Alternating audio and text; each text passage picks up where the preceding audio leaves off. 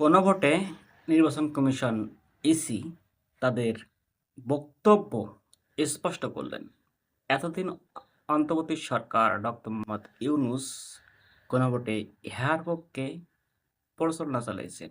সরকার পক্ষ থেকে হ্যাঁ পক্ষে ভোট দেওয়ার জন্য জনগণকে আহ্বান করছে। এমনকি প্রতিটা মোবাইলে এসএমএস করে বলছে হ্যাঁ পক্ষে ভোট দিন। আজ ইসি তাদের বক্তব্য স্পষ্ট করলেন।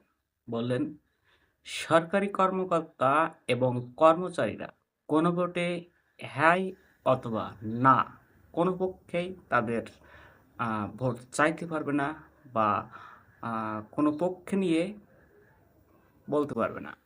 হ্যাঁ অথবা নার পক্ষেও নাই, হ্যাঁর পক্ষেও নয়, এমনকি নার পক্ষেও নাই। তারা একটাই কথা বলতে পারে, সেটা হলো আমরা এ বিষয়ে সংস্কার করছি, এটা করছি। তো এই পক্ষে যদি আপনারা থাকতে পারেন হ্যাঁ, এবং না যদি মন্তব্য করেন তো না করতে পারেন। ডিসিশন নেওয়ার সিদ্ধান্ত জনগণের।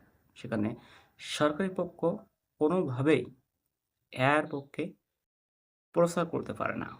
সরকারি টাকায় গাড়ি ভাড়া করে হেয়ার পক্ষে ভোট চাচ্ছে অন্তর্বর্তী সরকার ডক্টর মোহাম্মদ ইউনূস। কিন্তু নির্বাচন কমিশন ইসি সানাউল্লাহ কিন্তু আজ স্পষ্ট করে দিয়েছেন, সরকারি কর্মকর্তা এবং কর্মচারীরা হ্যাঁ না কোনো পক্ষেই কিন্তু পরিচালনা করতে পারবেন না। নির্বাচন কমিশনার ইসি সানাউল্লাহের বক্তব্যে অধিকাংশ জনগণ সমর্থন দিয়েছেন এবং বলেছেন সঠিক সিদ্ধান্ত।